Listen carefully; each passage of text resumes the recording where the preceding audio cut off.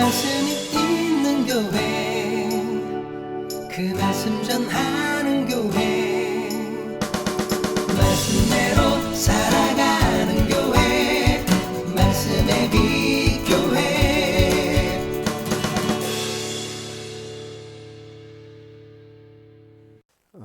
오늘은 섭리라는 렌즈로 함께 말씀을 나누고자 합니다. 오늘 우리가 함께 펼친 이 본문은 한 여인의 쓰라린 귀양 이야기에 해당합니다. 10여 년 전에 남편 엘리멜렉과 두 아들의 손을 잡고 모압 땅으로 향했죠. 그런데 흉년을 피해서 떠난 길이었지만 사실 그 걸음에는 작은 희망도 있었을 거예요. 그런데 모압 땅에서 그녀를 기다린 것은 그런 소망이 아니고 어쩌면 절망이었죠. 남편도 사랑하는 두 아들도 모두 세상을 떠났습니다. 가장 사랑하는 사람들을 잃어버린 한 여인, 이제 빈손으로 고향인 베들레헴으로 돌아가려고 합니다. 오늘 우리가 만나는 본문은 바로 이 귀향길의 마지막 장면입니다. 잘 아시다시피 나오미는 두 며느리죠.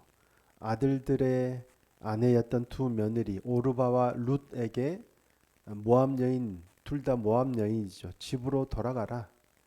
내가 늙었고 남편을 얻는다고 해도 아들을 낳으면 언제까지 너희가 기다리겠느냐. 형편이 좋지 못하죠. 그래서 차라리 젊은 너희는 고향으로 돌아가라 라고 얘기한 거예요.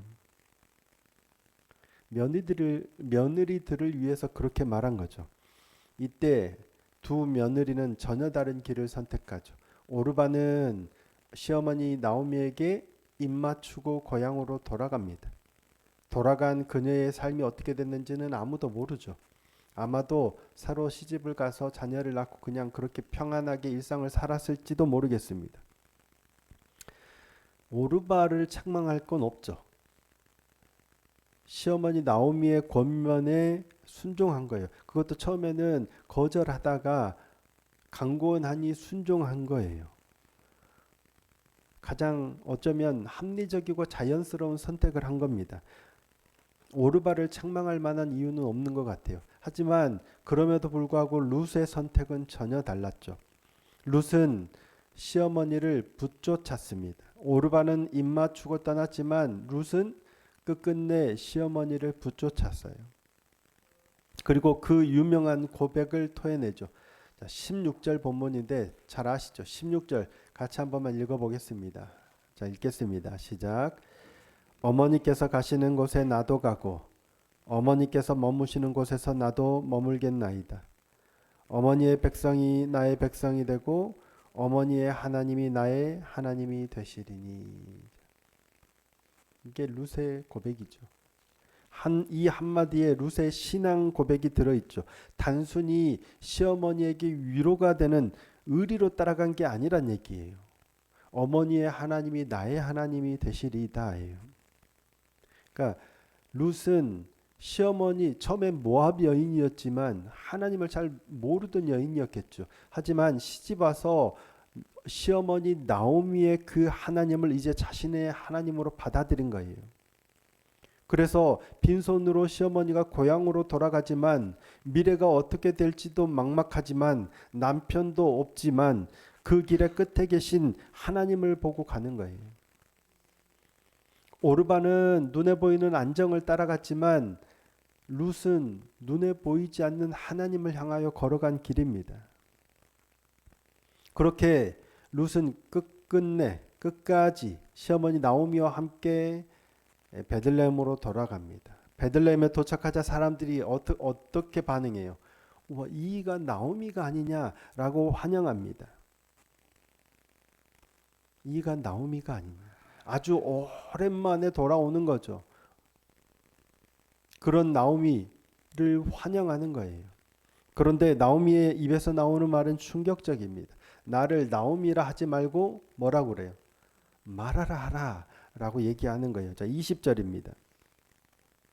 나오미가 그들에게 이르되 나를 나오미라 부르지 말고 나를 말하라 부르라. 이는 전능자가 나를 심히 괴롭게 하셨음이니라. 나오미가 어디 갔을까요? 나오미라는 말은 희락, 즐거움, 기쁨이라는 의미를 가진 말이에요. 노암이라는 이름하고 비슷하죠. 히브리어 어근이 같은 말입니다. 그래서 제가 이름을 노암으로 지은 거예요. 히브리어 어근이 같은 말이에요. 희락, 즐거움, 하나님의 선물, 기쁨 이런 뜻입니다. 그런데 마라는 쓰다, 괴롭다라는 뜻을 가진 거예요. 나오미 자신의 이름이 기쁨이요 즐거움이요 하나님의 선물이고 이런 이름인데 나를 그렇게 부르지 말라는 거예요. 나를 괴로움이요 슬픔과 쓰라림이요 이런 걸로 부르라는 얘기예요. 이유가 뭐예요? 전능자가 나를 괴롭게 하셨기 때문이에요. 나오미는 자신의 이름이 가진 그 의미까지 바꿔가면서 자신의 인생을 다시 정리하고 있는 거예요. 분명 태어날 때 부모님이 지어주신 이름은 희락이요 즐거움이었지만 하나님이 나를 괴로움과 슬픔과 쓰라림과 아픔으로 만드셨다는 거예요. 나오미는 자신의 인생에 일어난 모든 일을 누구의 손길이라고 정의하고 있는 거예요? 하나님이죠. 전능자가 나를 심히 괴롭게 하셨음이니라. 여호와께서 나를 비어 돌아오게 하셨느니라. 자신의 인생을 비참하게 만든 주체가 누구예요? 하나님이세요. 하나님이 나를 이렇게 만드셨다고요. 하나님이 나를 마라로 만드셨다고요. 원망하는 거예요? 불경해 보이세요? 아닙니다. 이거야말로 신앙입니다. 나오미는 자신의 인생을 하나님의 섭리라는 렌즈를 보고 있는 거예요. 그런데 하나님이 전능자가 나를 괴롭게 하셨고 여호와께서 나를 비어 돌아오게 하셨지만 그렇다고 하나님을 원망하거나 불평하는 게 아니에요.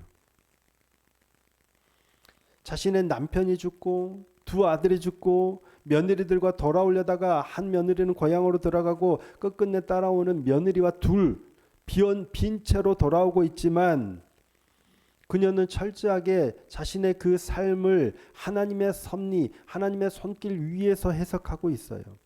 이게 신앙의 첫 자세입니다.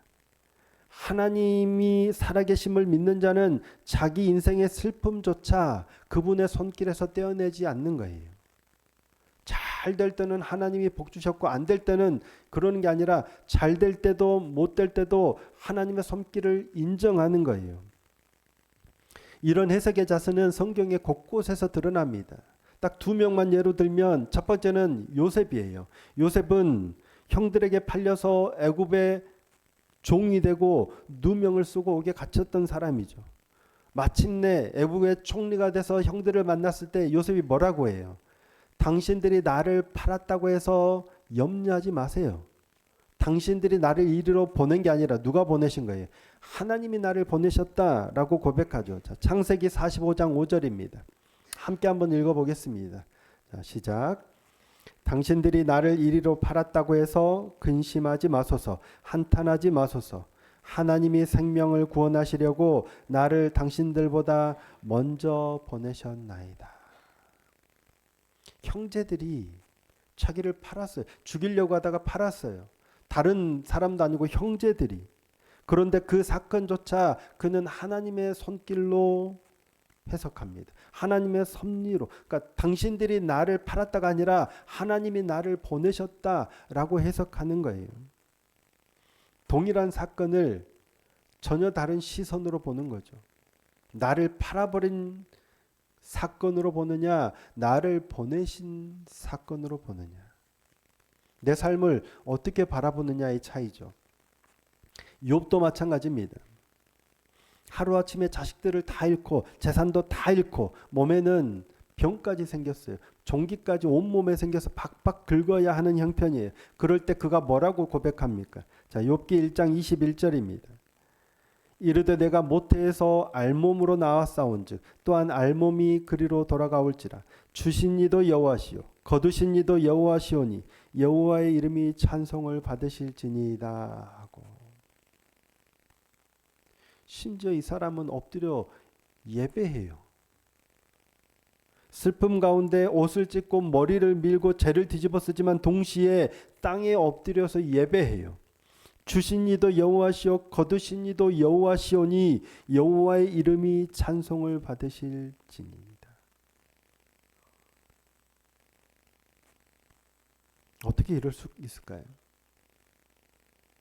통곡하면서도 예배하는 사람, 무너지면서도 무릎 꿇는 사람, 그게 욥이었습니다. 그의 아내가 하나님을 욕하고 죽으라 라고 비난했을 때 뭐라고 합니까? 우리가 하나님께 복을 받았은즉 화도 받지 아니하겠느냐. 이게 신앙이에요. 좋은 일이든 나쁜 일이든 형통이든 환난이든 모두 하나님의 손에서 온다는 고백이에요. 잘 되면 내 탓이고 못 되면 조상 탓이 아니고 무슨 일이든 잘 되든 못 되든 잘 나가든 못 나가든 다 하나님의 손으로부터 온다라는 게 신앙 고백이에요. 그게 뭐예요? 하나님이 주인이시라는 고백이에요. 나오미의 나를 나오미라 하지 말고 마라라고 하라라는 고백이 이 신앙의 흐름 위에 있습니다. 전능자가 나를 괴롭게 하셨다. 여호와께서 나를 비워 돌아오게 하셨다. 이게 원망이 아니고 이 모든 일들도 하나님의 섭리 안에서 이루어진 일이다 라고 받아들이고 있는 거예요.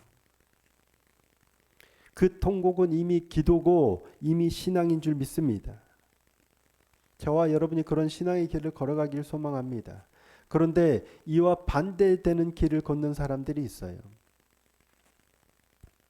자신의 인생을 하나님의 섭리로 보지 못하는 겁니다. 그리고 그 길의 끝에는 우상이 있습니다. 모세가 시내산에 올라가서 40일을 지체하자 백성들이 불안해지죠. 그래서 아론을 찾아서 모세가 어떻게 됐는지 모르겠다. 너는 우리를 위해서 신을 만들라고 해요. 우리를 인도할 신을 만들라고 해요.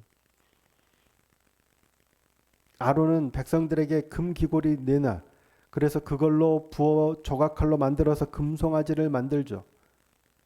그리고 금송아지 앞에 절하고 예배하고 뛰놀면서 뭐라고 얘기해요? 이게 너희의 신이다라고 하지 않고 뭐라고 얘기하냐면 이것이 너희를 애굽에서 인도하여 낸 너희의 신, 이게 바로 여호와라고 얘기를 해요. 자, 출애굽기 32장 4절입니다. 아론이 그들의 손에서 금고리를 받아 부어서 조각칼로 새겨 송아지 형상을 만드니 그들이 말하되 이스라엘아 이는 너희를 애굽 땅에서 인도하여 낸 너희의 신이로다 하는지라. 그들이 전혀 다른 신을 만든 게 아니에요. 자신들을 애굽에서 인도해낸 그 여호와를 송아지 형상으로 만든 거예요.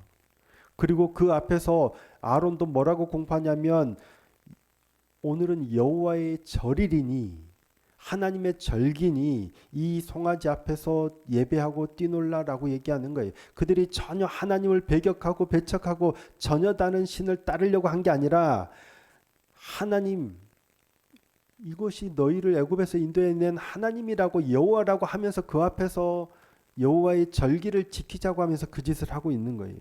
이게 우상의 본질이에요. 우상은 단지 다른 신을 섬기는 것만 우상이 아니에요. 보이지 않는 하나님을 보이는 어떤 것으로 만들어 놓고 내가 안정감을 누려야 되는 거예요. 그리고 내가 통제할 수 있어야 돼요. 그리고 내가 원하는 뭔가를 해줄 수 있는 존재. 내가 원하는 건 다 해줘야 되는 존재. 이게 우상이에요. 그러니까 하나님이 복을 주시면 하나님이지만 나한테 복을 안 주시면 안 되는 거예요. 그게 우상이에요. 반드시 날 잘되게 하실 거야. 그래, 그러셔야 돼. 라고 하는 게 우상이라고요. 하나님은 내게 복을 주실 수도 있지만 화도 주실 수 있는 거예요.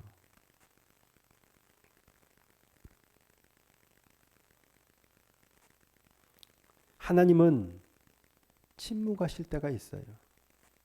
하나님은 우리를 마라의 길로 인도하실 때가 있어요.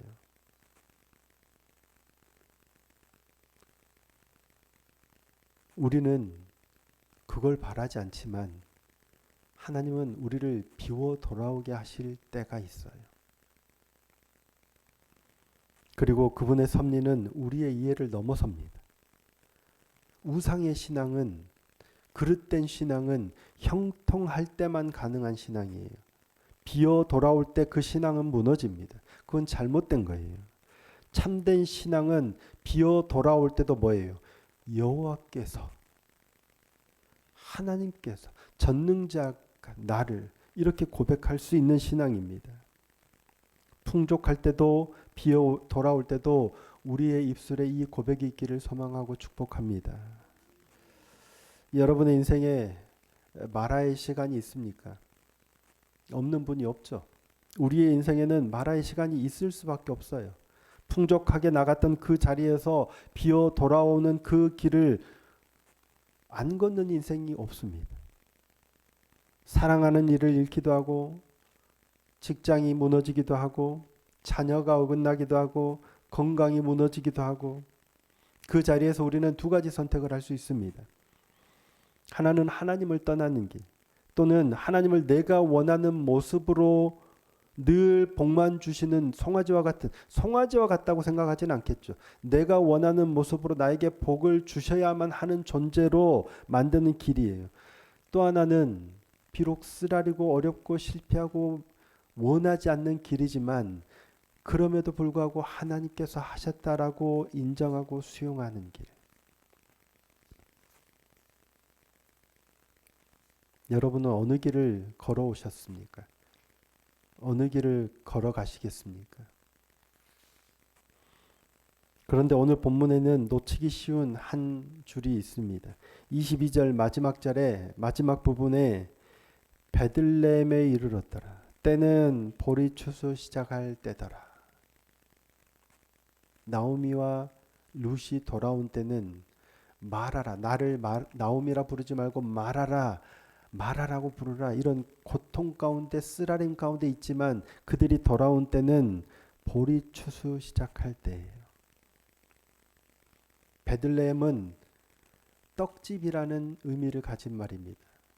그들이 마라의 고난 가운데 걸어온 그 길은 떡집이에요. 그리고 그 떡집이라는 이름의 마을에 보리 추수가 시작하고 있었습니다. 이게 하나님의 섭리입니다. 우리가 비었다고 느낄 때 하나님은 추수를 준비하고 계세요. 우리가 말하라고 부를 때 하나님은 떡집으로 우리를 인도하고 계십니다. 우리는 보지 못하죠. 하지만 하나님은 다 보고 계세요. 룻기는 1장에서 끝나지 않습니다. 결국 룻은 보아스와 결혼해서 그리스도의 족보의 이름을 올리는 놀라운 인물이 되죠. 이게 하나님의 섭리입니다. 그 섭리를 좋을 때든 나쁠 때든 정직하게 바라보고 인정할 수 있는 저와 여러분이 되기를 소망합니다. 우리 인생을 하나님의 섭리의 렌즈로 보아야 합니다. 좋을 때만 하나님께서 하셨다가 아니라 내 인생에 가장 안 좋을 때도 하나님께서 하셨다.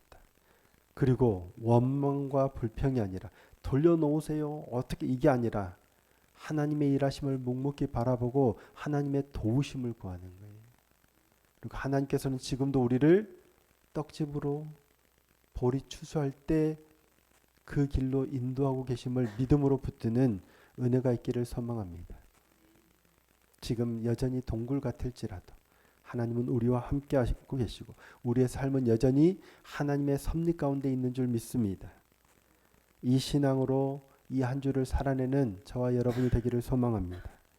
마라의 시간에도 하나님의 이름을 부르며 우리 주 예수 그리스도의 이름을 붙들므로 믿음으로 승리하는 복된 삶을 살아내는 저와 여러분이 될 수 있기를 예수님의 이름으로 축복합니다.